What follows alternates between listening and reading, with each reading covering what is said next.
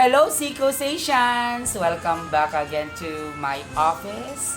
And you know what? I have a visitor who happened to be our batch 2023 graduate of the BS Criminology under the College of Criminal Justice Education.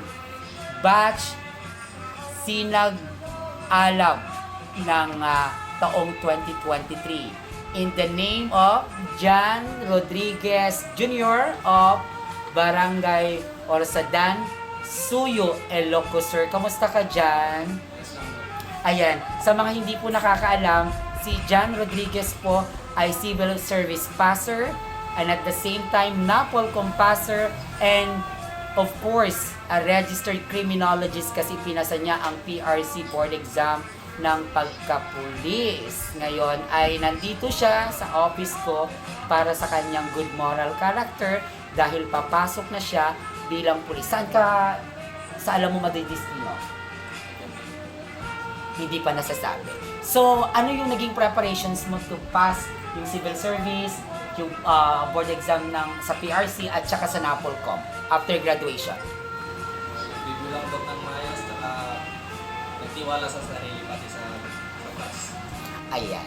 Sa mga hindi po nakakaalam, si John po ay minsan tinatawag naming pastor kasi nag-preach siya doon sa Suyo din. At talagang God-fearing tong batang ito. At sa mga hindi nakakaalam, ito rin ay isang mag-aaral dati ng SICOSAT na sa lahat ng male competition o male pageant ay talagang sumasali. And I've seen kung paano siya nagpursige. Maliban doon, any pieces of advice or tips sa mga nagbabalak na mag-board exam? Just go your part sa pag-review and palaging magdasal. And take note, si John ay produkto ng Ilocanja Review Center. O imagine ang natatanging review center ng SICOSAT Colleges. Yan, ang IRC. Ayan, Ilocanja Review Center. So sa mga kagagraduate itong 2024, ayan, gayahin nyo si Sir John Rodriguez Jr.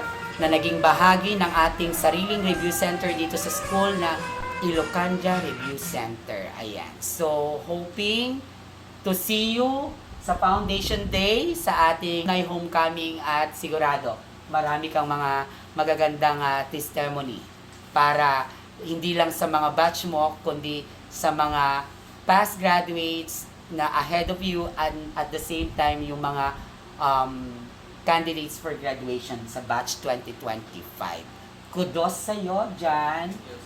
Bye-bye. Kaway naman dyan.